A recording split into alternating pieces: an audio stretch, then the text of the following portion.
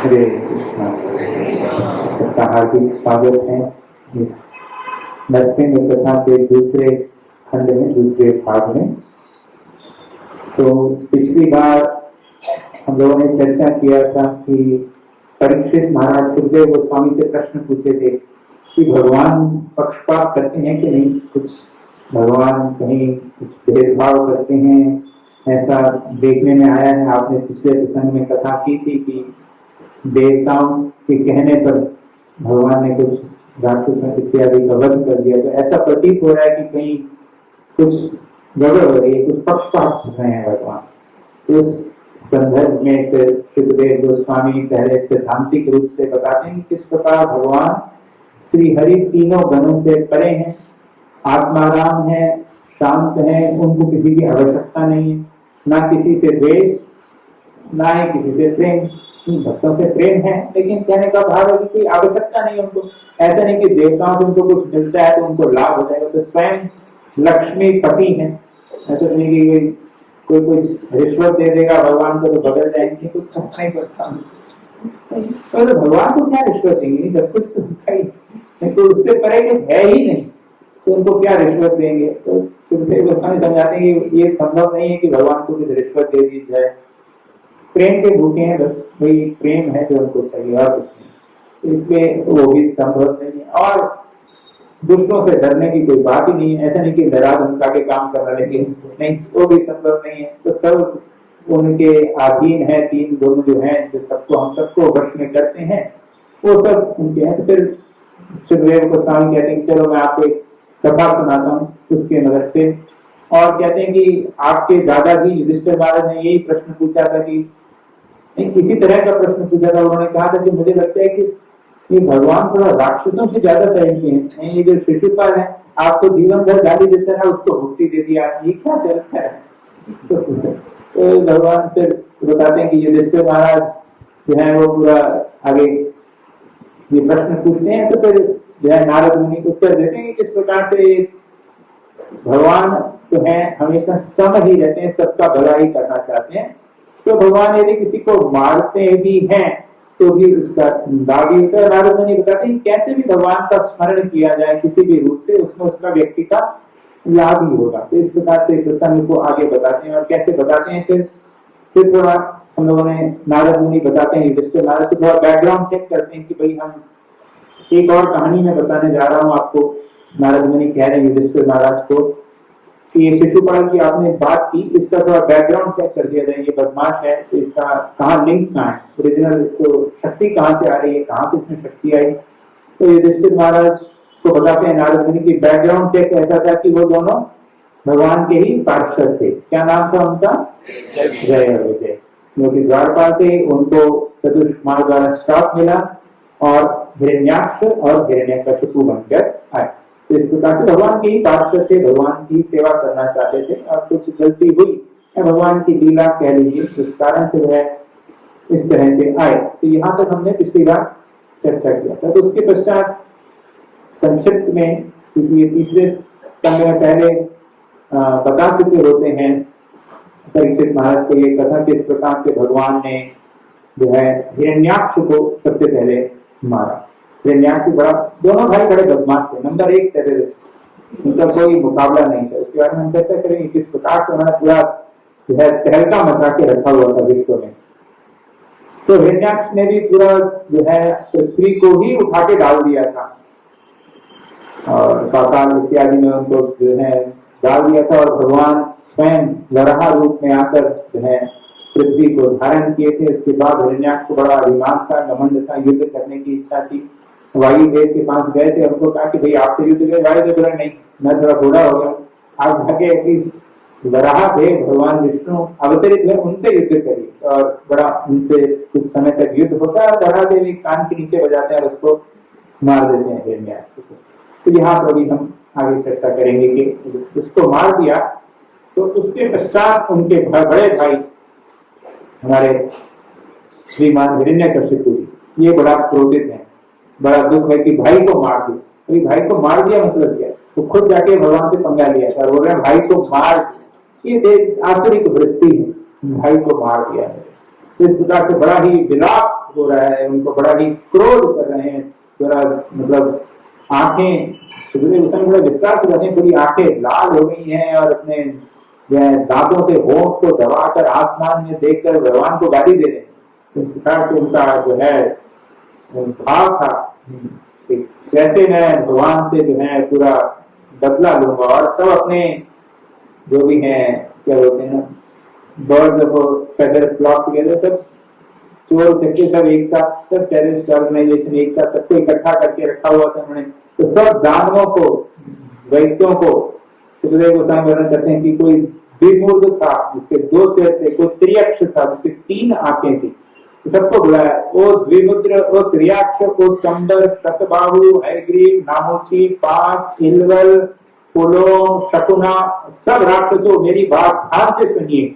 अभी हमें एक कार्य को करना है, भगवान श्री विष्णु से बदला लेना है, क्योंकि उन्होंने बिना किसी कारण के मेरे भाई का वध किया, बिना किसी कारण के। अभी भाई स्वयं जाके वहां गया था, लेकिन आखिरी वृत्ति यही है कि भाई, तो कैसे भड़काना आना चाहिए। नहीं, पॉलिटिशियन ऐसा होता है जो कैसे वो माहौल बना देते हैं कि भाई जब यहाँ पर वो लगे हुए थे, तो इस प्रकार से जो है सबको कहने लगे कि मेरे जो शत्रु हैं भगवान श्री विष्णु, उनको देवताओं द्वारा भड़काने पर उन्होंने मेरे भाई को बिना किसी कारण के मार दिया। यहाँ पर बड़ा सुंदर वर्णन करें कि मैंने तो सुना था कि हिरण्यकशिपु जी कह रहे हैं कि मैंने सुना था कि भगवान विष्णु तो सम है, लेकिन वो भी देवताओं का साथ है। यहाँ पर बार बार भगवान के ऊपर लोग पक्षपात का आरोप लगा रहे हैं, ये चर्चा बार बार यही कथा सुना रहे थे ना सुखदेव गोस्वामी। तो यहाँ पर हिरण्यकशिपु भी यही भगवान पर वो क्या बोल रहे हैं, उनको आरोप लगा रहा है कि भगवान पक्षपात किए, देवताओं की बात सुने और मेरे भाई को मार दिए। तो ये है, इसलिए हमें ऐसा कुछ करना पड़ेगा कि देवताओं को और भगवान को दोनों को साथ साथ मार देना चाहिए, तो ऐसा हमारा प्रयोजन होगा। इस प्रकार से यह करके जो है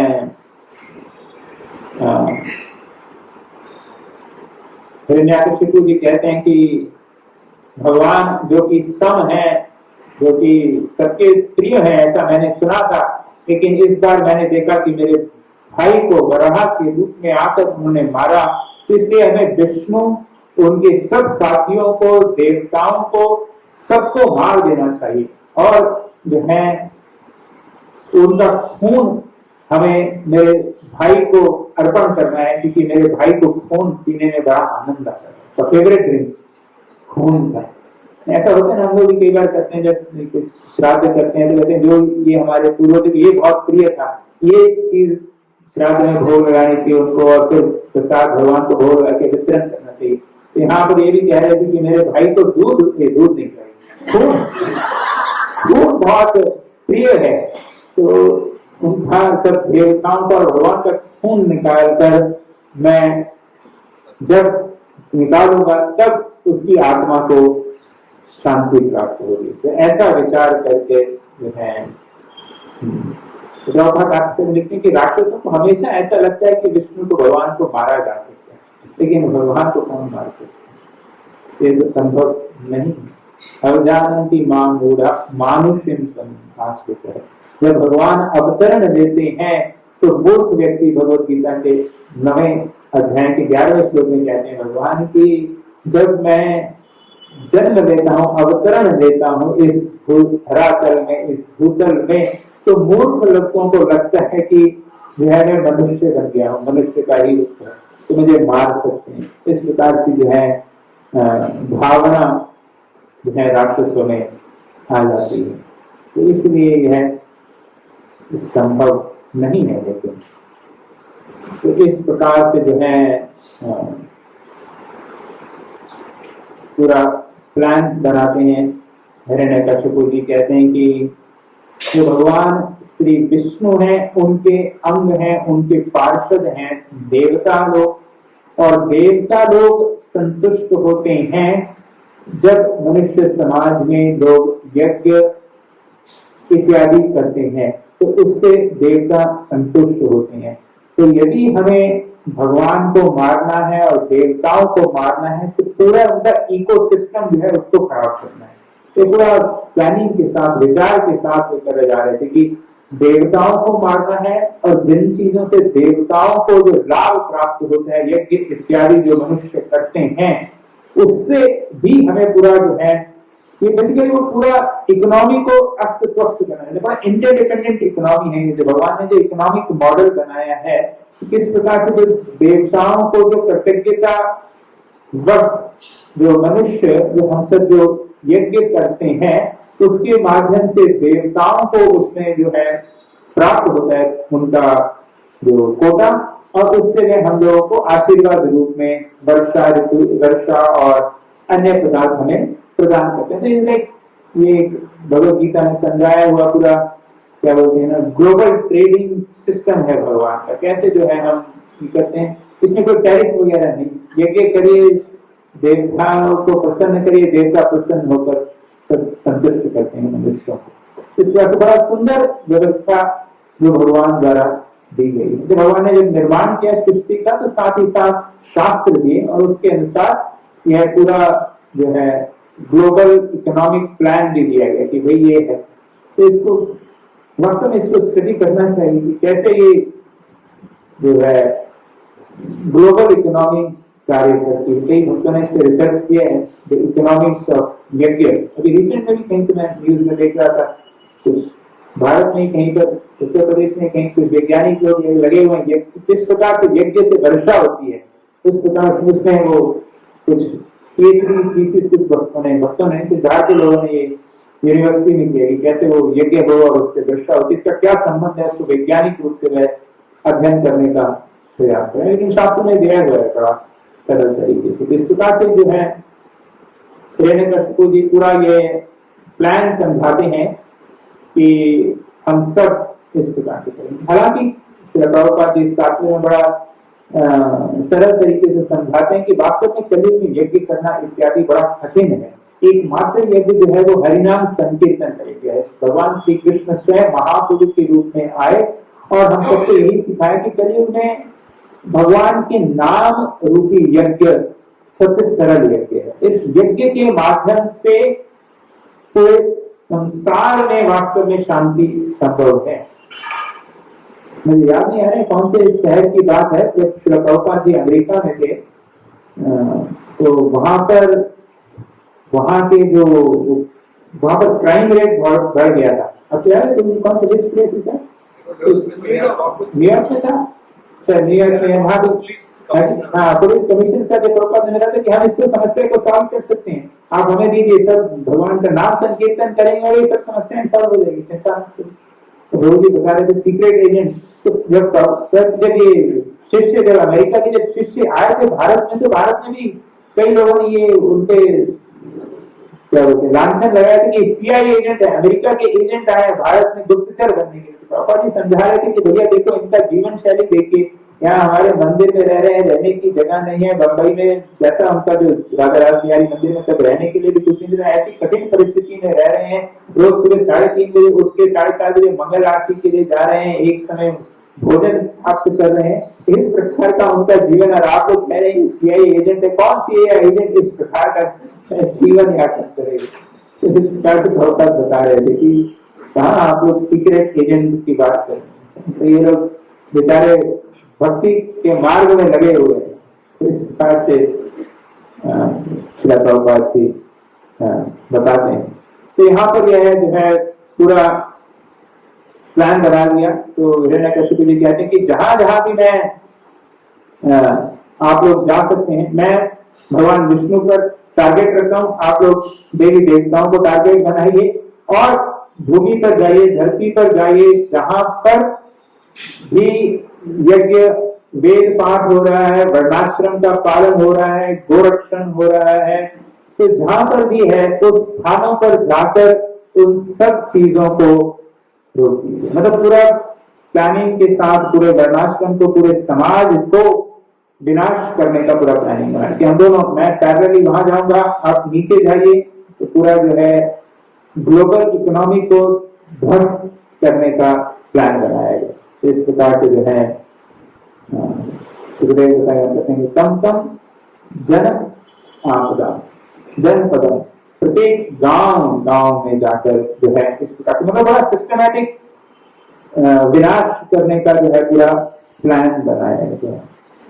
इसी प्रकार से एक्चुअली भक्तों को भी आगे की जो शिक्षाएं आएंगी बड़ी महत्वपूर्ण शिक्षाएं हैं कि क्या क्या नहीं करना चाहिए। प्रभुपाद तात्पर्य में पूरा इन श्लोकों के तात्पर्य देखेंगे तो जैसे जैसे जो हिरण्यकशिपु जी कह रहे हैं करना चाहिए, प्रभुपाद बता रहे हैं इसका उल्टा यदि हम करते रहे तो पूरा समाज सुख शांति हो जाएगा। तो वैसे ही हमें जैसे हिरण्यकशिपु जी कह रहे हैं गांव गांव जाकर जो है वर्णाश्रम को, ब्राह्मणों को, क्षत्रियों को विध्वंस करना है, उसी प्रकार से यदि हम गांव गांव जाके हर एक स्थान से जाके वर्णाश्रम का स्थापना करें, गोरक्षण की स्थापना करें, तो हम उल्टा जो है लाभ हम प्राप्त कर पाएंगे। तो प्रभुपाद बड़ा सुंदर इस तात्पर्य में लिखते हैं कि कैसे वर्णाश्रम का जो है एक संपूर्ण समाज को यदि हम विकसित देखना चाहते हैं, उसके लिए महत्वपूर्ण है कि ट्रेन्ड ब्राह्मण आना चाहिए। प्रभुपाद लिखते हैं in a perfect human civilization there must be a class of fully trained as perfect brahmanas, साथ ही साथ and similarly there must be kshatriyas to rule the society and there should be vaishyas to protect the cows and do business।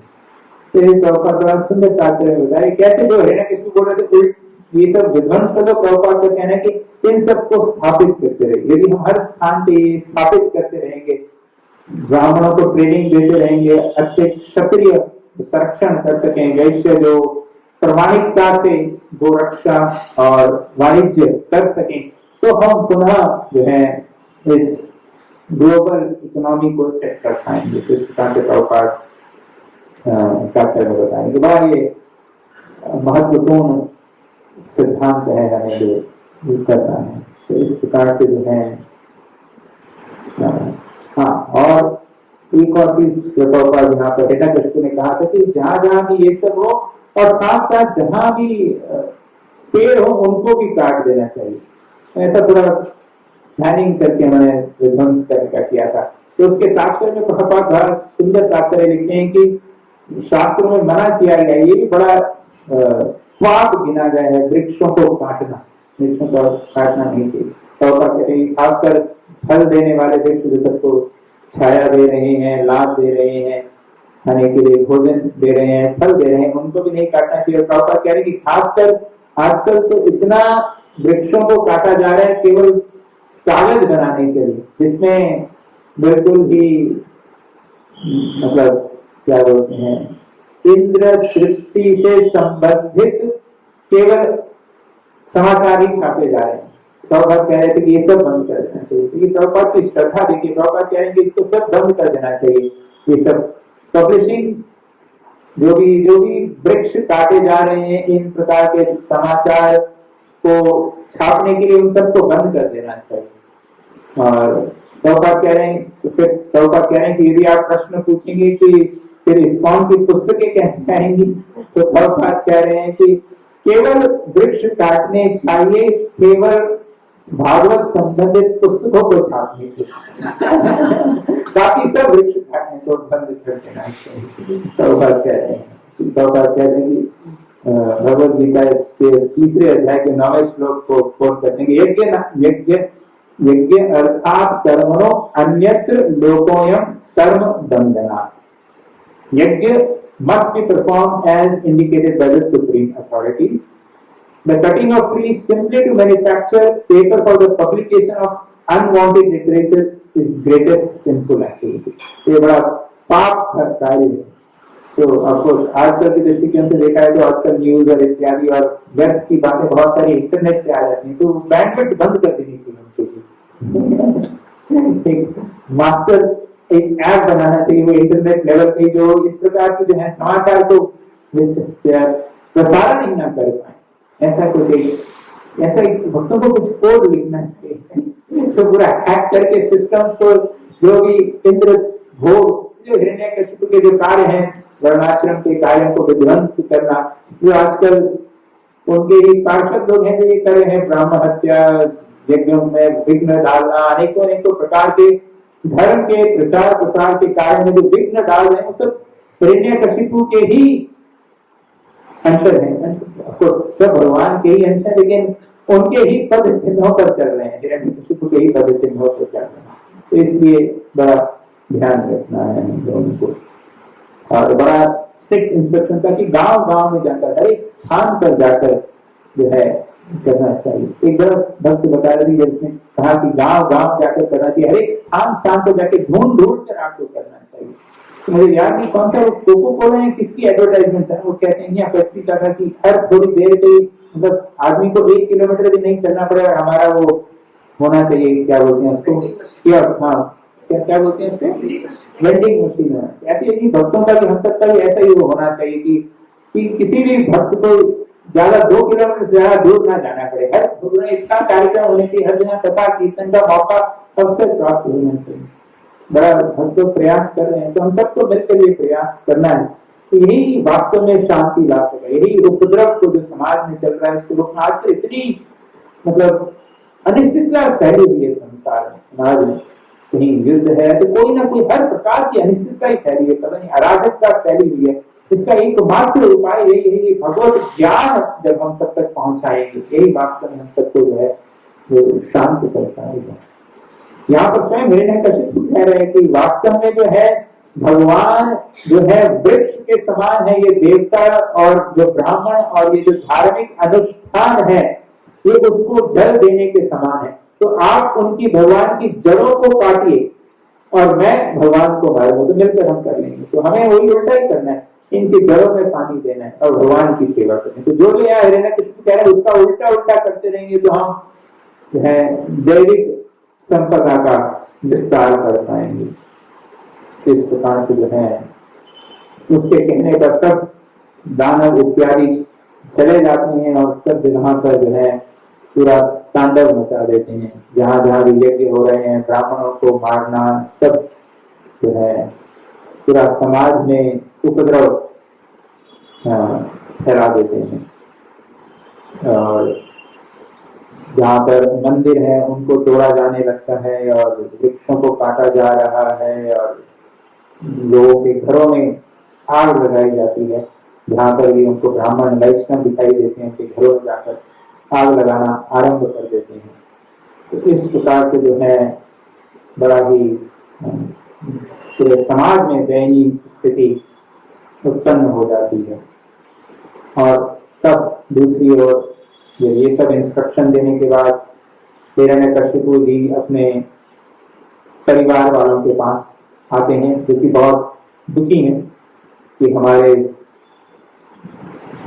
उनके भतीजों के पास, जो कि हिरण्याक्ष के बच्चे और उनकी जो पत्नी उषा भानु जी, उनके पास आते हैं। वो बड़ा विलाप कर रही हैं और सुखदेव भानु बड़े विस्तार से इस प्रसंग पर चर्चा करते हैं कि किस प्रकार से जो है हिरण्यकशिपु इन सबको सांत्वना देते हैं। पूरा गीता का सार यहाँ पर उनको सुना देते हैं। तो अपन आगे भागवत में लिखेंगे कि गीता ज्ञान बोल रहे हैं, लेकिन जहाँ पालन करने की इच्छा आती है उसको पालन नहीं करेंगे तो इसका कोई फायदा नहीं है। पूरा ज्ञान सुना दिया, अभी हम आगे पढ़ेंगे थोड़ा सा भागवत से, थोड़ा हम पढ़ेंगे कि कैसे पूरा गीता का ज्ञान सुनाएंगे अभी। तो कहते हैं कि पहले के राक्षस इत्यादि भी गीता से बड़े पारंगत हुआ करते थे, गीता भागवत के ज्ञान को एटलीस्ट पता तो होता था, उनको पालन नहीं करते थे वो अलग बात है, लेकिन एटलीस्ट उनको ज्ञान तो होता था। आजकल तो है नहीं क्या, लोगों को भी ठीक से अपने शास्त्रों का अध्ययन नहीं है, ज्ञान नहीं है। तो बहुत महत्वपूर्ण है कि हम चलाएं इस ज्ञान को। तो तब श्री हिरण्यकशिपु जी कहते हैं कि हे मेरी माता, हे भाभी जी, हे मेरे भतीजों, आप जो इतना कष्ट कर रहे हैं, दुख हो रहा है, इतना ही दुख मुझे भी हो रहा है, लेकिन इस बात को ध्यान रखिए कि क्या है कि जिस प्रकार से एक जहाँ जलाशय होता है या जहाँ पीने का पानी का जो स्थान होता है या जो कभी कोई रेस्टोरेंट या भोजन का जो स्थान होता है, तो वहां पर कुछ समय के लिए सब लोग एकत्रित होते हैं, पानी का बूथ लगा हुआ, सब लोग पानी पीने के लिए आएंगे, वहां पर एकत्रित होंगे पानी पिएंगे कुछ समय के लिए और फिर अपने अपने रास्ते चले जाएंगे। भोजन के लिए कुछ आएंगे, खाएंगे और अपने अपने रास्ते चले जाएंगे। उसी प्रकार से हम सब भी जो है परिवार के जन जो है कुछ समय के लिए, कुछ कर्म के अनुसार, कुछ काल के अनुसार, अपने कर्मों की गति के अनुसार हम सब यहाँ एकत्रित हुए हैं। और अभी प्रेमयाग का समय पूरा हो गया, उसका लंच पूरा हो गया, उसका डिनर पूरा हो गया, वो आगे चला गया, हमारा अभी बाकी है। तो हम लोग अभी कुछ समय और साथ में हैं। तो इसलिए आपको इतना चिंता नहीं करना चाहिए। तो कहते हैं कि जिस प्रकार से जेल में जब व्यक्ति जब होते हैं सब कुछ समय के लिए अपनी अपनी जो है ये भौतिक जगत एक कारागार के समान है। तो इस तरह से सबको सजा मिलती है तो सब कुछ लोग साथ में आते हैं, एक बैरक उनको दिया जाता है सबको। उसी प्रकार से हम इस संसार में आए हैं, कुछ परिवार में हैं, कुछ समय के लिए हम साथ में हैं, सबको साथ में पनिशमेंट मिली है। किसी की 10 साल की है, किसी की 50 साल की, किसी की 70 साल की। जैसी जैसी हमारी इस जीवन काल में हमारी सजा की अवधि पूरी हो जाती है, हम आगे चले जाते हैं। और इस अवधि काल में इस हमारी जो सजा है उसमें हम जो कार्य करते हैं उसके हिसाब से हमारा आगे का शरीर निर्धारित किया जाता है। तो यहाँ पर हिरण्यकशिपु जी भी कह रहे हैं कि भाई हम सब एकत्रित हुए हैं, उनका समय हो गया, उनकी अवधि पूरी हो गई, उनकी जो है पनिशमेंट खत्म हुई, अभी वो अगले शरीर को चले गए हैं। तो कृपया आप इसके बारे में कृपया चिंता ना करें। तो इस प्रकार से जो है अनेक अनेक उदाहरण के द्वारा जो है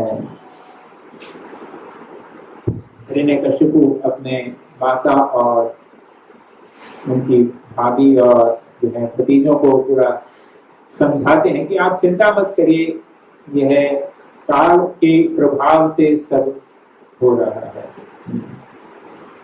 और फिर उसके बाद कहते हैं कि मैं आपको एक उदाहरण बताता हूँ कि एक बार की बात है। तो यह हिरण्यकशिपु बता रहे हैं कि मैं एक उदाहरण बताता हूँ कि एक बार जो है कुशीनगर के कुशीनगर नामक स्थान में वहां के राजा थे सुयज्ञ, और बड़े ही पराक्रमी, बड़े ही यशस्वी राजा थे। और युद्ध में उनका भी पराजय हुआ और उनका शरीर जो है पूरा कवच कुंडल इत्यादि से सुसज्जित था। लेकिन आज वह युद्ध में शत्रुओं द्वारा पराजित होकर विभिन्न पूरे घायल होकर धराशायी होकर गिरे हुए हैं और उनके तीरों के बाण लगे हुए हैं, तीर लगे हुए हैं और पूरा चारों तरफ खून फैला हुआ है। और लेकिन और वहां पर भी जिस तरह से आप विलाप कर रहे हैं, आप दुख का अनुभव कर रहे हैं, और सुयज्ञ की भी पत्नियां वहां पर आके बहुत तीव्र विलाप कर रही हैं, क्रंदन कर रही हैं और जोर जोर से पुकार रही हैं कि हे श्रीमान राजा, आप जब तक थे हमारा सबका पालन पोषण हो रहा था, हमारे हृदय में बहुत आनंद था, सब कुछ अच्छा चल रहा था, पूरा उशीनार सब कुछ आनंद में था। आज आपके जाने के पश्चात हम सब जो है अकेले हो गए हैं, हमारा कोई देखभाल करने वाला नहीं है, पूरा राज्य जो है अनाथ हो गया है। हे सुयज्ञ, तो इस प्रकार से विलाप कर रही थी और इतना विलाप कर रही थी कि समय हो गया था शरीर को लेकर जाने के लिए, जलाने के लिए, लेकिन वह रानियां उस शरीर को ले जाने के लिए भी नहीं दे रही थी। They were not allowing the body to be taken for cremation। और संध्या से पूर्व, सूर्यास्त से पूर्व यह कार्य कर लेना चाहिए। तो इस प्रकार से जो है जब कुशीनगर हो रहा था तो सब ब्राह्मण इत्यादि वहां पर थे, प्रयास कर रहे थे, लेकिन वो रानियां इतना विलाप कर रही थी, खंडन कर रही थी जोर जोर से, और विचार कर रहे थे कि हम सबको भी साथ में ही देह त्याग कर लेना चाहिए। तो तब वहां पर हिरण्यकशिपु बताते हैं कि यमराज स्वयं एक छोटे बालक के रूप में आते हैं इस स्थिति को देखकर कि भाई ये तो सही नहीं हो रहा है कि संध्या के पश्चात ये शरीर यहाँ रहेगा, तो फिर ये उचित नहीं है सामाजिक नियमों के अनुसार। तो यमराज स्वयं आते हैं, यानी ये हिरण्यकशिपु सुना रहे हैं अपने भाभी और बच्चों को, और उसके बीच में एक और कहानी यमराज की। तो कहानी के अंदर एक और कहानी कि यमराज जी वहां पर वही भगवद गीता के सिद्धांत को सबको बताते हैं, और कि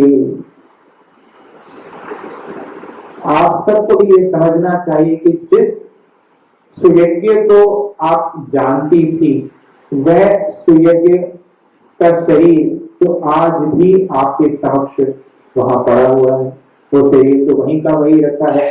आप बस इतना ही है कि आज वो आपके साथ आदान प्रदान नहीं कर पा रहा। तो जो आदान प्रदान सुयज्ञ कर पा रहा था, जो व्यक्ति आपसे आदान कर पा रहा था आत्मा, उससे तो आपने पहले भी नहीं देखा था, ना ही आपने उसको पहचाना था। उस आत्मा के माध्यम से इस शरीर में सुयज्ञ आपसे आदान प्रदान कर रहा था। यदि आप उस शरीर के माध्यम से जो आदान प्रदान नहीं होगा उसके लिए विलाप कर रहे हैं, तो वह उचित नहीं है, क्योंकि वह शरीर तो आज भी वहीं पर रखा हुआ है। तो इसलिए आप इस विषय में अधिक कृपया चिंता ना करें और इस कार्य में जो है और बाधा ना बने। तो इस प्रकार से विस्तार से जो है यमराज जी बताते हैं। तो कहते हैं कि बच्चों के मुख से जब कोई सिद्धांत की बात आए तो बड़ा अच्छा लगता है। हम लोग बच्चे जब कुछ श्लोक गाते हैं, कुछ सुनाते हैं, सिद्धांत की बात करते हैं, कथा करते हैं, तो बड़ी जल्दी प्रसिद्ध हो जाते हैं। देखा होगा यूट्यूब पे, इंटरनेट पे छोटे छोटे बच्चे कथाएं करते हैं, तो फटाफट वही कथा कोई और कर रहा हो, बड़ा व्यक्ति कर रहा हो, तो उसको कोई ध्यान नहीं देता है, तो सुनता नहीं। बच्चे के मुख से वही कथा निकल जाए तो छोटे छोटे बच्चे बिल्कुल प्रसिद्ध हो जाते हैं। तो यहाँ पर यमराज जी भी एक बालक के रूप में आए थे, और तो कह रहे हैं कि ये सब जो है जन्म और मृत्यु ये भगवान द्वारा ही कर्मों के अनुसार निर्धारित है। जिस व्यक्ति ने जन्म लिया है उसकी मृत्यु निश्चित है, तो एज श्योर एज डेथ, तो यह निश्चित है। तो इसलिए यह वैदिक शास्त्रों का यह मानना है। तो इसलिए इसके विषय में आप कृपया ज्यादा चिंता ना करिए। कष्ट जो है वो है, लेकिन इससे परे जो अभी वैदिक अनुष्ठान अनिवार्य है उसमें आप कृपया बाधा ना करिए, अन्यथा कोई लाभ नहीं है। आपका भी जो है समय व्यर्थ होगा और आपका भी जीवन का जो मूल उद्देश्य है उससे आप भी जो है परे चले जाएंगे। तो यमराज एक और कहानी सुनाते हैं इसके अंदर, तो कहानी के अंदर कहानी निश्चित रूप किसमें आता है, कहीं तो आता है गणित में, सॉफ्टवेयर। यही कहानी के अंदर कहानी। तो यहाँ युधिष्ठिर महाराज को सुना रहे हैं नारद मुनि, उसके अंदर सुना रहे हैं, अरे नहीं भूल रहा हूँ, युधिष्ठिर नारद मुनि सुना रहे हैं युधिष्ठिर महाराज को, और ये सुना रहे हैं सुखदेव गोस्वामी परीक्षित को, और उसके अंदर सुना रहे हैं हमारे हिरण्यकशिपु को, सुना रहे हैं ये उनके फैमिली वालों को कि यमराज आए, और यमराज अंदर सुना रहे हैं वो सुयज्ञ की पत्नियों को और उनके परिवारजनों को। एक बार की बात है, दो पुल्लिंग पक्षी थे, वह बड़ा सुंदर विहार कर रहे थे, विचरण कर रहे थे, और वहां पर एक शिकारी आया, उसने जाल बिछाया और जो मादा पक्षी है उस जाल में फंस जाती है और उसको वह मार देता है। और जो नर पक्षी है वह भी बड़ा विचार कर रहा है, बड़ा क्रंदन कर रहा है कि अभी हमारे बच्चों की देखभाल कौन करेगा, या किस प्रकार से होगा। ये बड़ा विस्तार से कथा बताते हैं यमराज, और यमराज को भी अल्टीमेटली है शिकारी मार देता है। तो कहने का वो भाव बता रहे हैं यमराज जी की आप जाएंगे तो समय जाएगा, जो मूल उद्देश्य है उससे आप जो है परे जाती चली जाएंगी। तो इस प्रकार से उनकी बात मानकर जो है स्वर्ग की पत्नियां मान जाती हैं। इस प्रकार से जो है पूरा वह है हिरण्याकशिपु भी अपने रिश्तेदारों को भी समझाता है कि आप क्या धैर्य रखिए और आप चिंता मत करिए, मेरा पूरा प्लान ऑलरेडी एक्टिवेट कर दिया है, मैं भी पूरा जो है अपने भाई की मृत्यु का बदला लूंगा। तो उस विषय में भी आप लोग जो है चिंता मत करिए, पूरा प्लान रेडी है। तो मैं अभी इसमें कार्य में संलग्न होने जा रहा हूँ। तो इस प्रकार से जो है यह कहकर हिरण्यकशिपु जी इस गीता के ज्ञान को विराम देते हैं। और देखेंगे हम आगे कहाँ कितना वो खुद पालन करते हैं वहां पर। यह राक्षसी वृत्ति है, कहने को बहुत कुछ, बोलने के लिए बहुत कुछ, लेकिन जीवन में पालन करना तो जीरो, शून्य। तो वहां पर नहीं करते। तो इसके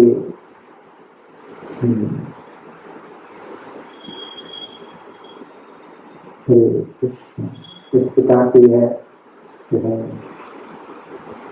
प्रसंग को विश्राम देकर हिरण्यकशिपु और थोड़ा विचार करते हैं कि क्या किया जाए। विष्णु जी का वध करने से पूर्व जो उनकी इच्छा है, विचार करते हैं कि थोड़ा सा तैयारी लगेगी, तो थोड़ा सा तपोबल अर्जित करना चाहिए। तो इस प्रकार से जो है वह तैयारी कर तपोबल करने के लिए जो है जाते हैं और मंदार पर्वत में जाकर वह विचार करते हैं और बड़ी भीष्म तपस्या करते हैं, ऐसा वर्णन किया गया। तो बीच बीच में एक स्पीकर शायद बंद हो रहे हैं, चल रहे हैं, या मेरे को ऐसा अनुभव हो रहा है, ऐसा कुछ तो हो रहा है बीच में। हरे कृष्णा कृष्णा कृष्णा हरे हरे हरे राम तो सबको सुनाई दे रहा है ना, इससे काम हो रहा है। हरे कृष्णा। तो सुखदेव गोस्वामी वर्णन करते हैं कि मंदार पर्वत पर भीष्म तपस्या, एक पैर के नाखून पर खड़े होकर हाथ को ऊपर करके, तो योगा में क्या करते हैं, ताड़ आसन किसको करते हैं, इस प्रकार से आसन होता है। इस प्रकार से आसन में अनेकों वर्षों तक ये तामसिक जो होते हैं डिटर्मिनेशन, तामसिक दृढ़ता के विनाश के लिए, इंद्र भोग करने के लिए जो है इस प्रकार की है तपस्या करना आरंभ करते हैं।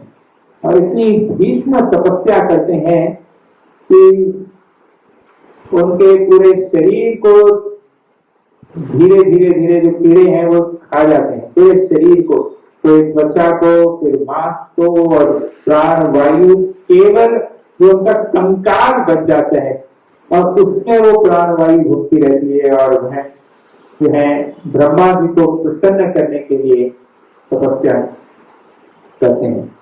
इसलिए प्रभुपाद जी बताते हैं तामसिक तपस्या है और यह संभव है। प्रभुपाद बताते हैं कि जो प्राण वायु इस केवल कठोर तपस्या से केवल जो है कंकाल के अंदर भी रह सकते हैं। तो पूरा उनका केवल हड्डियों का ढांचा रह जाता है और पूरा वो जो कीड़ों का जो है पूरा उनके घर का पहाड़ बन जाता है, एंट हिल बन जाता है, तो दिखाई भी नहीं देते हैं। और इतना जो तीव्र तपस्या करते हैं कि पूरे उनके जो है जो सिर से जो है पूरा आग निकलती है, इतना जो तपोबल का जो है वो क्या बोलते हैं उष्णता निकलती है, इतना धुआं निकलता है, इतना होता है कि पूरे जो है पृथ्वी, आकाश और ऊपर के जो स्वर्ग इत्यादि जो खंड है वहां पर भी उसकी गर्मी महसूस होती है।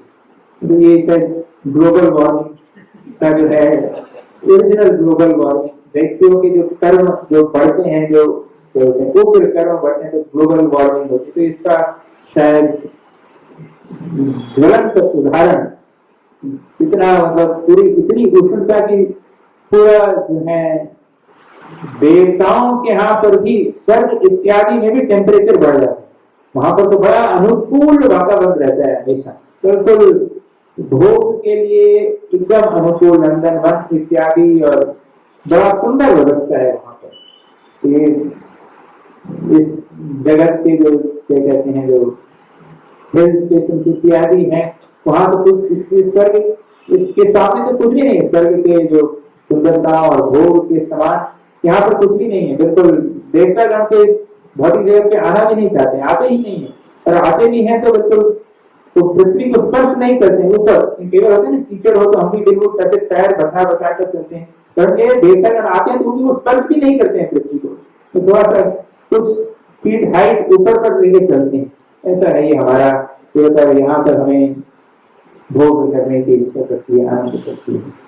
तो यहाँ पर तो उनका इतना प्रभाव हो जाता है, उनकी तीव्र तपस्या का, कि सब देवता गण भी भागने लगती कि क्या हो रहा है, इसके पीछे क्या कारण है, जो गवर्नमेंट जो इतनी जो तप रहा है उसके पीछे क्या कारण है। सब देवता गण भी विचार करते हैं और ब्रह्मा जी के पास जाते हैं कि ब्रह्मा जी, ये आपने सृष्टि का निर्माण किया है, लेकिन इस प्रकार का अनुभव हमने कभी नहीं किया। इतना ताप जो हम अनुभव कर रहे हैं, टेम्परेचर चेंज, एयर कंडीशनिंग भी काम करनी बंद कर रही है, तो कृपया आप बताइए क्या किया जाए। आजकल तो बस इतना एयर कंडीशनिंग का सबको आदत लग जाता है कि उसके बिना कठिन हो जाएगा लोगों का जीवन। तो हाँ, देवताओं का भी जब एसी बंद हो गया, पावर चली गई, तो है ब्रह्मा जी के पास जाते हैं। सब आपस में करे प्रयास किए होंगे अवश्य ढूंढने का, खोजने का, तो पता चला कि यहाँ हिरण्यकशिपु है, यहाँ ये एपिसेंटर है जहाँ से ये सब उद्गम हो रहे हैं, जहाँ से ये समस्याएं उत्पन्न हो रही हैं, राक्षसी वृत्तियां जहाँ से उत्पन्न हो रही हैं। और देखा कि धरातल पर भी जो है ब्राह्मण समाज, गाय इत्यादि पर विनाश जो है प्रकोप फैला हुआ है। तो वह गए ब्रह्मा जी के पास और कहने लगे कि हिरण्यकशिपु इस प्रकार की भीष्म तपस्याएं कर रहे हैं, सो कि ब्रह्मदेव कृपया आप जाके उनसे चर्चा करिए और बातचीत करिए और इसका कृपया हल निकालिए तुरंत। इस प्रकार का हमारा अनुरोध है। और तब तक ये हमारे पूरी भीष्म तपस्या में लगे हुए हैं, बिना डटे बिल्कुल। तब देवतागण आपको ब्रह्मा जी को बताते कि हमने सुना है कि वो जो तीव्र तपस्याएं कर रहे हैं उसका उद्देश्य है कि हम सब देवताओं को भी परेशान करना और वह आपका भी पोजीशन हासिल करना चाहते हैं, ऐसा हमें सुनने में आया है। तो ब्रह्मा जी को भी बताते हैं कि ऐसा हमने सुना है कि इस प्रकार का जो है पूरा प्लान बना रहा है कि तो सुंदर तात्पर्य लिखते हैं कि ये आंतरिक प्रवृत्ति इसी प्रकार से है कि तपस्या इत्यादि करेंगे, पूजा भी करेंगे उस व्यक्ति की ही पोजीशन को प्राप्त करने के लिए। भक्ति इसके विपरीत है। हम यदि पूजा अर्चना करते हैं तो भगवान को प्रसन्न करने के लिए, उनको आनंद देने के लिए। यहाँ पर जो ये पूजा कर रहे हैं, ब्रह्मा जी की उपासना कर रहे हैं, ब्रह्मा जी की ही पदवी को प्राप्त करने के लिए। ये है आश्चर्य संकेत। तो उदाहरण देते हैं कि भगवान शंकर जी के भी एक भक्त थे जो उनकी तपस्या कर रहे थे और उनसे आशीर्वाद मांगते हैं कि मैं जिसके भी सिर पर हाथ रखूं वो भस्म हो जाए। और सबसे पहले वरदान प्राप्त करने के बाद भगवान शंकर के पीछे ही भागे। ऐसी आश्चर्य बहुत सुंदर श्री चैतन्य चरितामृत से उदाहरण देते हैं कि सुबुद्धि राय नामक एक जमींदार थे, उनके एक असिस्टेंट थे, इनके सेवक थे। तो वह कभी कभी कुछ गलती हो जाती थी तो सुबुद्धि राय जी ने एक दो बार कोड़े लगा दी, कई बार हो जाता है कुछ गलती हो जाए सेवक से तो उसको एक दो लगा दिए और बाद में वह वहां का नवाब बन गया जो उनका सेवक था सुबुद्धि राय जी का। और एक बार जब उनकी पत्नी ने देखा कि पीछे कोड़े के निशान है तो पूछा कि ये क्या है, तो बोले नहीं नहीं मेरे मालिक थे स्वामी सुबुद्धि राय जी थे, उन्होंने मेरे से गलती हो गई थी कि मुझे मारा। लेकिन उनकी पत्नी ने कहा नहीं आपको बदला लेना चाहिए। बोले नहीं ये तो मेरे स्वामी थे और उन्होंने प्रेम बस मुझे मार दिया तो कोई बात नहीं। बोले नहीं, आपको उन्हें मृत्यु दंड देना पड़ेगा। तो बड़ा समझाने के बाद सुरभि राय जी ने समझाया नहीं नहीं। तो बाद में कहते हैं चलो आती कि उन्होंने उनको जो है चल चल के उनको उनके धर्म में परिवर्तित कर दिया, मुस्लिम बना दिया सुरभि राय जी। तो हालांकि बाद में बड़ा कष्ट हुआ और भक्त लोगों ने अल्टीमेटली महाप्रभु के सानिध्य में आए और हरिनाम के द्वारा उनका उद्धार हुआ। तो वहां पर श्री प्रभुपाद जी बताते हैं कि इस भौतिक जगत में ऐसा ही रहता है, हर कोई जो सेवक होता है वो स्वामी की पदवी को प्राप्त करने लगता है। ऑफिस में भी देखो ना, जो सेवक होगा वो बॉस का पोजीशन मुझे मिल जाए, कैसे ना कैसे कान खींच कर या कैसे भी करके बॉस को नीचे उतार कर मैं उस पदवी पर प्राप्त। ये राक्षसी वृत्ति है। तो हिरण्यकशिपु भी ब्रह्मा जी की उपासना कर रहे हैं ब्रह्मा जी की पदवी को प्राप्त करने के लिए। इस प्रकार से देवतागण जो है प्रार्थना करते हुए जाते हैं और उनको अनुरोध करते हैं कि कृपया कुछ तो करिए। और ब्रह्मा जी जब देवताओं ने प्रार्थना की, ये बड़ा ही सुंदर व्यवस्था है, यूनिवर्सल मैनेजमेंट जो है। देवतागण जो है इस भौतिक जगत में जो भी सब डिपार्टमेंट से उनके इंचार्ज है, उनका सब ध्यान रखते हैं। और जहां कहीं भी कुछ गड़बड़ होती है तो उनके ऊपर ब्रह्मा जी हैं, तो ब्रह्मा जी के पास चले जाते हैं। तो बड़ा ही सृष्टि का निर्माण बड़ा ही वैज्ञानिक रूप से भगवान ने किया गया है। बड़ा ही यज्ञ का जो बनाया गया है, बहुत ही यूनिवर्सल जो क्रिएशन है, बहुत ही वैज्ञानिक रूप से इसका निर्माण किया गया है। तो कहते हैं यदि हम वर्णाश्रम का और हरिनाम संकीर्तन का कलयुग जो यज्ञ है उसका पालन करें इस संपूर्ण का, तो एक हम इस जगत में रहते हुए भी भगवत स्मरण भगवत प्राप्ति को कर सकते हैं।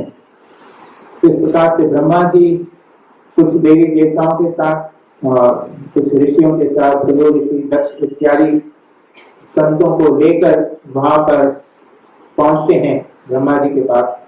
और ब्रह्मा जी अपने जो है हंस वाहन पर, ब्रह्मा जी का भी अपना पर्सनल एयरलाइंस है, हंस एयरलाइंस पे आते हैं वहां पर। और पहले तो दिखाई नहीं देते हैं हिरण्यकशिपु जी वहां पर, क्योंकि शरीर ही नहीं है, तो दिखाई नहीं दे रहा है। और फिर जब वो देखते हैं कि भाई ये यहाँ से जो है उष्णता आ रही है, गर्मी यहाँ से आ रही है, तो पता चलता है कि इस कंकाल के नीचे, इस चीटी के जो पहाड़ के नीचे जो है हिरण्यकशिपु जो है तपस्या कर रहा है। तब जब ब्रह्मा जी ने देखा तब जो है ब्रह्मा जी ने अपने मधुर वचनों को कहा, ये एक कश्यप जी के पुत्र कृपया खड़े हो जाइए, खड़े तो पहले थे, कृपया प्रकट हो जाइए और तुम्हारे ऊपर जो है मेरा परम कृपा, तुम्हारी तपस्या से मैं बहुत प्रसन्न हुआ हूँ। कृपया जो भी तुम्हारे मन में इच्छा है उसे अभी तुम व्यक्त करो, मेरे समक्ष प्रकट हो गए। देवता ब्रह्मा जी इत्यादि भी देवतागण भी भाग्य है, जो भी तपस्या करता है उसको वह देने के लिए। बात नहीं कि उनका ड्यूटी है, ये जो यूनिवर्सल मैनेजमेंट के कुछ नियम है उनके द्वारा बाध्य है कि जो व्यक्ति तपस्या कर रहा है तो उसको उसे फल देना पड़ेगा। तो इस प्रकार से जो है ब्रह्मा जी कहते हैं कि मैं तुम्हारी ऐसी भीष्म तपस्या से अत्यंत प्रसन्न हुआ हूँ, तुम्हारी प्राण वायु केवल जो है इस कंकाल में है, ऐसी भीष्म तपस्या मैंने पहले कभी किसी में नहीं देखी। तो मैं अत्यंत तुमसे प्रसन्न हूँ और कृपया तुम मेरे समक्ष प्रकट होइए।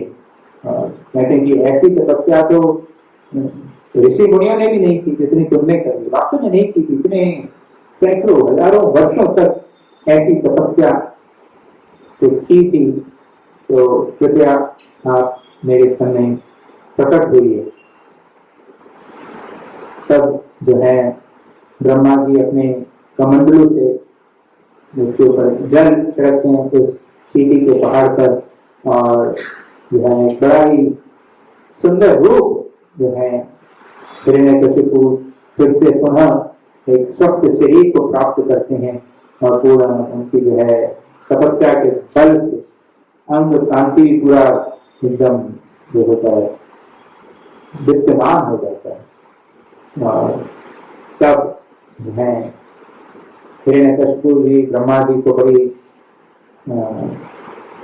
प्रार्थनाएं अर्पण करते हैं, साष्टांग प्रणाम करते हैं, प्रार्थनाएं अर्पण करते हैं और तत्पश्चात याचना करते हैं, तो जिसके लिए किया था। तो प्रार्थनाएं कुछ प्रार्थनाएं नहीं थी, फॉर्मेलिटी नहीं, क्या है, मन में तो कुछ और ही था, है ना, तो मुंह में राम बगल में छुरी वाली बात ही थी, लेकिन क्या प्रार्थनाएं।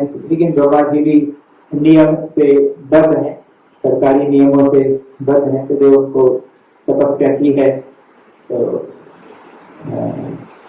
प्रार्थना करने के पश्चात बड़ी विस्तार से सुखदेव गोस्वामी वर्णन करते हैं कि हिरण्यकशिपु बहुत सारी प्रार्थनाएं अर्पण करते हैं और उन प्रार्थनाओं के माध्यम से हिरण्यकशिपु बता देते हैं कि मैं ये जानता हूं कि वास्तव में मेरी इच्छा तो है कि मैं अजर हो जाऊं, मतलब कोई मुझे मार ना सके, इस प्रकार से मैं अमर हो जाऊं। लेकिन मैं जानता हूं ब्रह्मा जी आप भी अमर नहीं है, हालांकि आपकी बहुत लंबी आयु है, लेकिन आप भी अमर नहीं हैं। तो इसलिए मैं यह डायरेक्टली तो नहीं मांग रहा कि आप मुझे अमर बना दीजिए, लेकिन मेरी कुछ याचनाएं हैं, वह कृपया आप यदि पूरा कर दें तो मैं आपका बड़ा कृतार्थ हो जाऊंगा। बड़ी नम्रता का भाव प्रकट कर रहे हैं ब्रह्मा जी की स्तुति करने के बाद।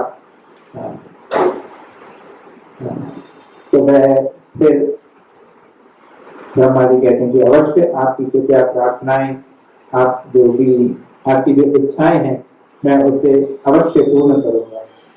तो कहते हैं कि हे भगवान, मेरी ये इच्छा है कि मेरा मृत्यु आपके द्वारा रचित किसी भी योनि से ना, 84 लाख योनियां जो आपने रचना की है, उनमें से किसी भी योनि के प्राणी से मेरी मृत्यु ना। बड़ा प्रयास कर रहे हैं हिरण्यकशिपु जी, इस चारों खाने चित्त कर लिए जाए, कहीं से कोई बचना नहीं चाहिए। वैसे यही पहला ही बड़ा महत्वपूर्ण है कि कोई चारों 84 लाख योनियों में से कहीं कोई योनि मुझे मार ना सके। मैं ना घर के अंदर मरूं ना घर के बाहर। कहाँ मरेगा भाई? ना घर के अंदर ना घर के बाहर, ना दिन में ना रात में, ना ही किसी शस्त्र से, ना ही किसी पशु से, ना ही किसी मनुष्य से। तो कुछ चीजें रेपिटेशन है, सब योनियों में आ गया, लेकिन अभी वो कुछ भी मिस नहीं करना चाहता, तो इसलिए सब बार बार विश्लेषण करके विचार करके जो भी उसके मन में आ रहा था, ना ही किसी जीव से, ना ही किसी अजीवित प्राणी से, कोई नॉन लिविंग एंटिटी भी मुझे ना मार सके। कोई देवता से, किसी राक्षस से, किसी सर्प से, किसी जो है नीच कोई में जन्म लोअर प्लैनेट्स में से, उसमें भी कोई मुझे मार सके ना मार सके, ना कोई युद्ध में मेरा सामना कर सके, और ना ही कोई मुझे युद्ध में पराजित भी कर सके। तो मारना भी है एक चीज, और दूसरा पराजित भी ना कर सके। तो यानी यूनिवर्सल कंट्रोल, कि कहीं कोई देवता मुझे पराजित भी ना कर सके, मार भी ना सके। तो इस प्रकार से जो है, यदि आप मुझसे प्रसन्न हैं और तो मेरे तपोबल से, तो जो भी और भी कोई सिद्धि जो प्राप्त होती है, जो मैं भूल गया हूँ, वो सब भी मुझे दे देना, कोई मिस नहीं हो जाए। जो भी सिद्धि तपोबल, योग बल इत्यादि करने से जो होती है, कि आपने ही कहा मैंने सबको पार कर दिया है, तो जो भी छोटे मोटे जो तपस्याएं करने के बाद जो लोग जो कुछ मांगते हैं, वो सब भी इंक्लूड कर देना, ताकि कुछ मिस नहीं हो जाए ऐसे। तो इस प्रकार से जो है वो कहते हैं कि मुझे सब तपस्याएं का जो भी लाभ है, आप कृपया मुझे प्रदान कीजिए। और ब्रह्मा जी ने तथास्तु कह दिया, और ब्रह्मा जी का तथास्तु मतलब हो गया, ब्रह्मा जी तो सृष्टि के सर्वप्रथम व्यक्ति हैं, सबसे प्रथम, सबसे बुद्धिमान, बड़ा ही उनका गौरवशाली वैभवशाली पदवी है, भगवान के बड़े ही कॉन्फिडेंट आदमी है, मतलब उस पोजीशन पे किसी को अपॉइंट करना ब्रह्मा जी के, मतलब वो व्यक्ति बहुत ही विश्वसनीय होंगे भगवान के, अन्यथा भगवान नियुक्त नहीं करेंगे। देवतागण भी जो है भगवान के बड़े ही निकटतम पार्षद, भगवान के क्या बोलते हैं विश्वसनीय पार्षद होते हैं। यहाँ पर अभी सरकार भी अपना जब किसी को सिक्योरिटी एडवाइजर अपॉइंट करते हैं या किसी को मिलिट्री आर्मी का चीफ अपॉइंट करते हैं तो बड़ा सोच समझ के करते हैं, बड़ा सिलेक्शन के लिए समय लगता है कई बार। इसी प्रकार से भगवान किसी को देवताओं के रूप में नियोजित कर रहे हैं, सिलेक्शन बड़ा कठिन सिलेक्शन प्रोसीजर है, यूपीएससी से भी डिफिकल्ट एग्जाम होता है। एक्चुअली वास्तव में बड़ा कठिन होता है, इंद्र बनना कोई सरल नहीं है, देवता बनना, चंद्र बनना, वायु बनना, उस पोजीशन को प्राप्त करना सरल नहीं है, बड़ा ही पुण्य कमाना पड़ता है, फिर जाके वो पदवी प्राप्त होती है। श्योर यूपीएससी से कई ज्यादा कठिन कंटेस्टेंट्स होते होंगे, बहुत ज्यादा लोग उसके लिए प्रयास करते होंगे देवता बनने के लिए, इंद्र बनने के लिए, लेकिन सब एग्जाम में मतलब बहुत कम लोग ही हो पाते हैं। तो इसलिए ब्रह्मा जी में वो शक्तियां हैं, तो खास तो कह दिया तो हो गया, ब्रह्मा जी भगवान के ही द्वारा प्रदान की गई शक्ति है उनको। तो इस प्रकार से जो है ब्रह्मा जी ये सब शक्तियां प्रदान कर जो है अपने विमान द्वारा लौट कर चले जाते हैं। और अब तो ब्रह्मा जी अभी तो हिरण्यकशिपु तो बिल्कुल जब कम शक्तियां थी तभी इतना बोलबाला कर रहे थे, पूरे विश्व को विध्वंस करने की बात कर रहे थे, तो जैसे ही अभी इतना बाहुबल आ गया तो फिर तो मतलब अभी तो क्या कहें कि क्या विध्वंस करेंगे, किस प्रकार से जो है पूरा संपूर्ण ब्रह्मांड में अपना पराक्रम स्थापित कर दिया, सब देवी देवताओं को भी भगा दिया, अपने अपने घर से सबको खदेड़ दिया, क्योंकि युद्ध में भी कोई उनको पराजित नहीं कर सकता था।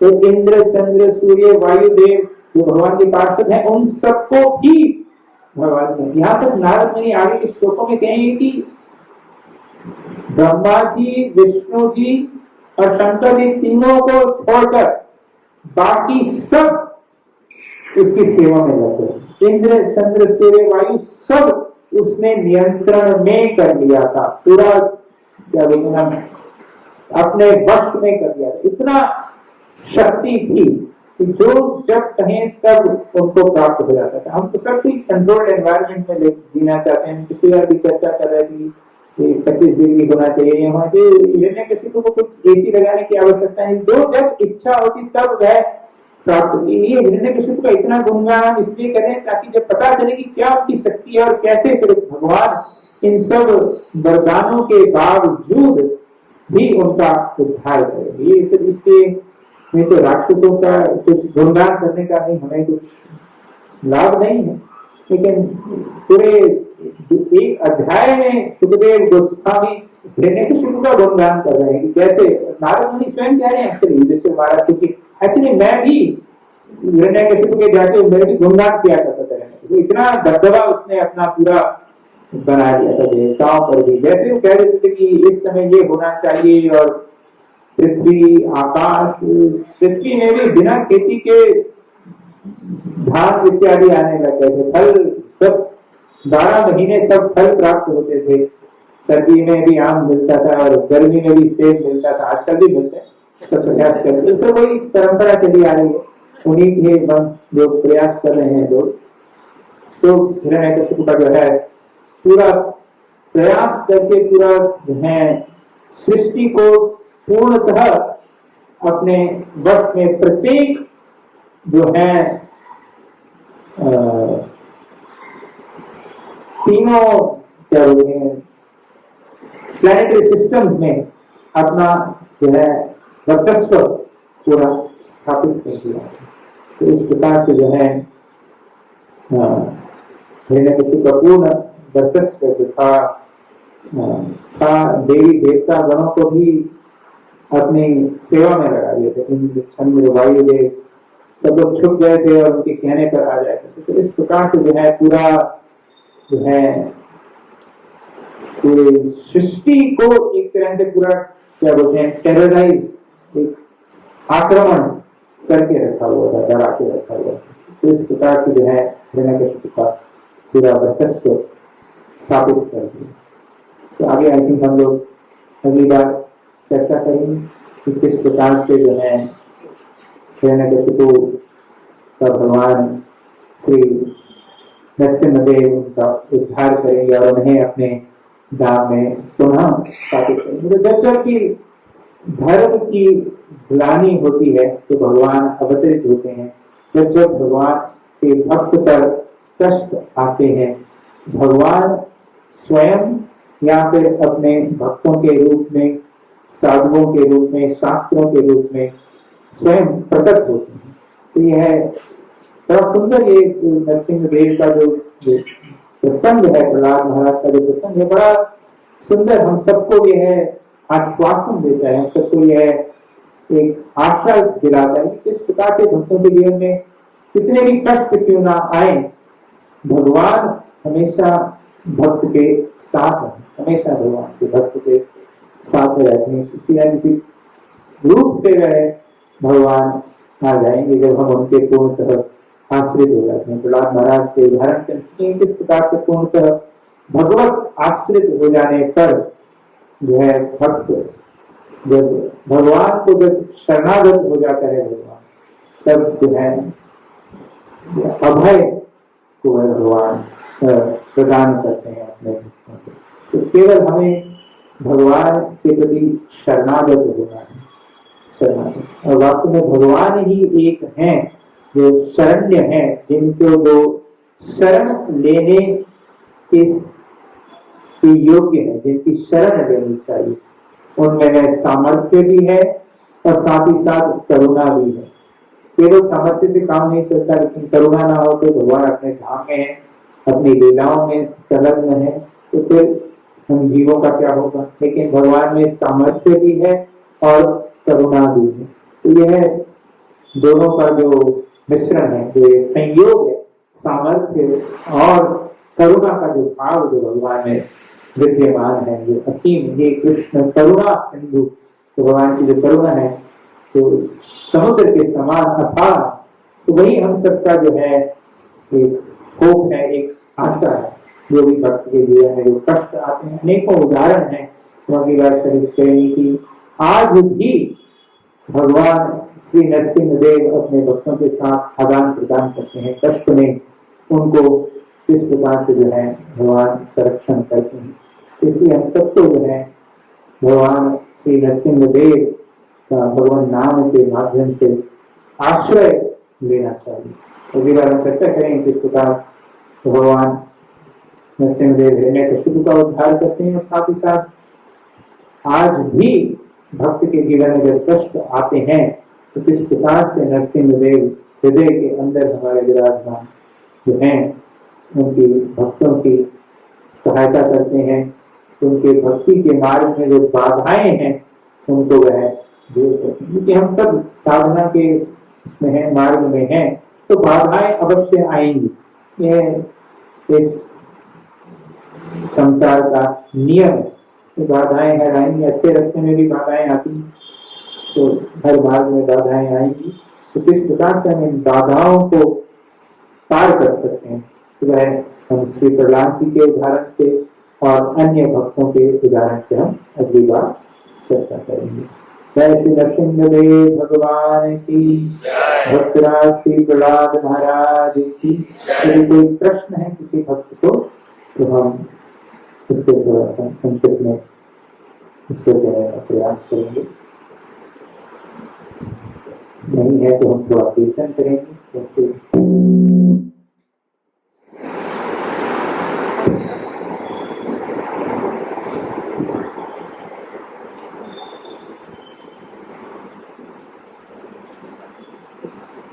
Hare Krishna Prabhu. Prabhu, the way you describe Ramaji, he's so intelligent, so is Shankar Bhagwan. What I'm curious to know, Prabhuji, that when these demons perform such high-class tapasya, like Ravan, Hiranyakashipu, they are so impressed with those efforts. Why are we not considering the intention? So just want to know that. question.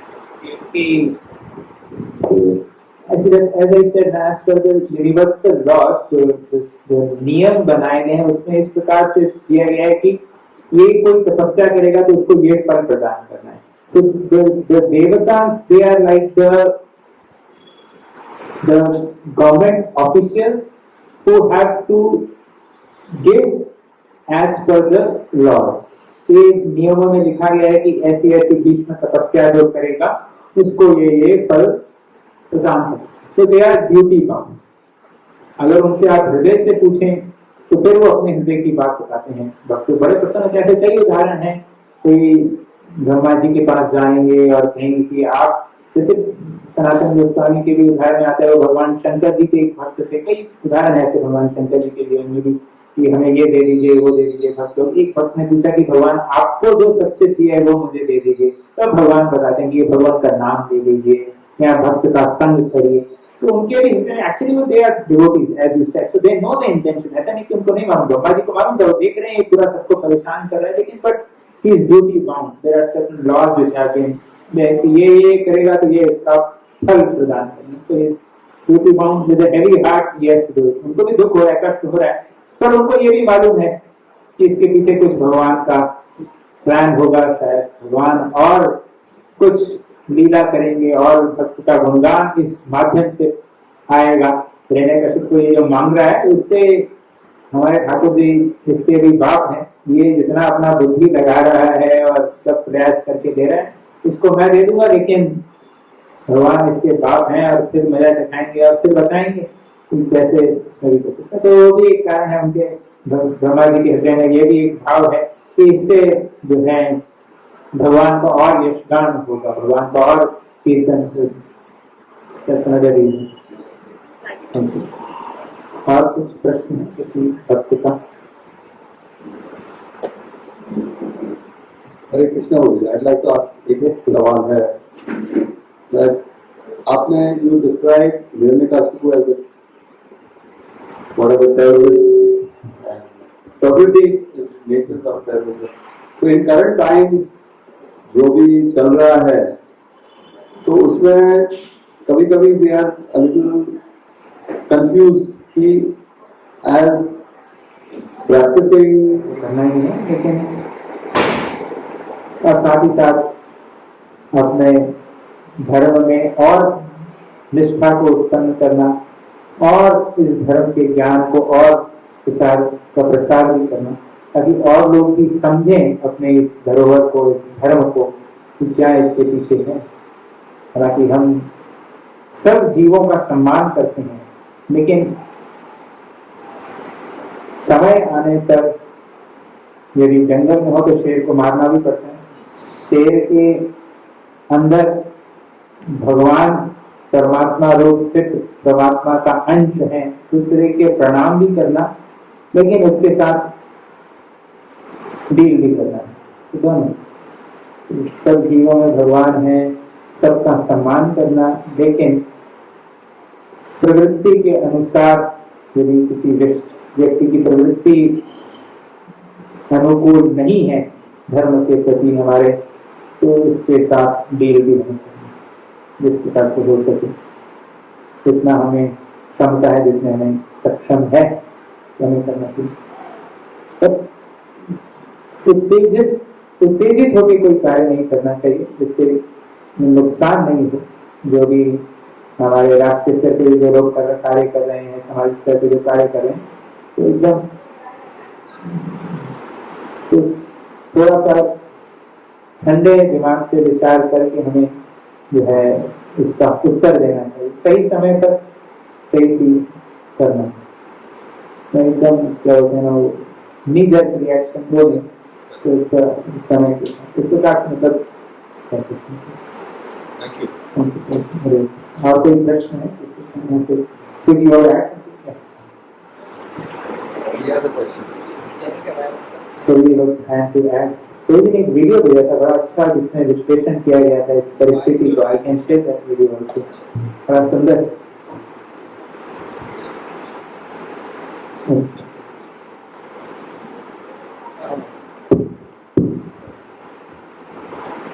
मेरे अच्छा एक question मेरे को, जैसे आपने बताया हरियाणा कश्मीर में हजारों साल तक तपस्या करी, तो क्या उस टाइम पे ये सोचता हूँ कि हम लोग की गाड़ी जैसे 150 मैक्सिमम मान लीजिए, करेक्ट, तो उस टाइम उनका भगवान ने कुछ ऐसा बनाया था कि उनको आत्मा जो है हमारे अंदर इतनी सी है, उनके यहाँ इतनी सी है, जो उनकी लाइफ एक्सपेक्टेंसी सो मच।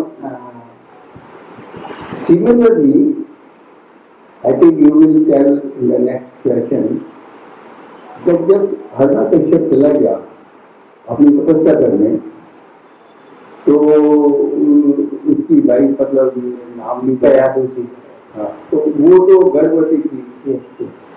तो हजारों साल के बाद भी जब वो आए तो लास्ट की मैक्सिमम 5 years आई थी, तो मैंने सुना है he remained in the booth and Narad ji telling her in thousands of years the story of. So how he remains means those constructions were a different type of, I think. Yes. That is why I don't understand this. कई चीजें हम लोग नहीं समझ पाते हैं, लेकिन आयु तो हम देखते हैं कि सत्युग इत्यादि में लाखों वर्ष आयु था ही, तो त्रेता में 10,000, द्वापर, तो उनका जीन जगत फिट है, उनकी आत्मा ज्यादा ही होगी, आत्मा वही है, नहीं आत्मा तो वही है, लेकिन उस समय जो आयु काल था सबका ही ज्यादा था, लाख वर्ष तक का आयु था। कितना नंबर कहीं भी उन्होंने जो बनाया गृहस्थ आश्रम और ये सब 25-25 साल के हिसाब से 25,000 ये 25 साल आई थिंक 25% कह लीजिए, 25-25%। तो वो 25% 100 के हिसाब से बनाया, लेकिन तपस्या करते जाते हैं तो हजारों ये थोड़ा मेरे को आज तक नहीं समझ में आया।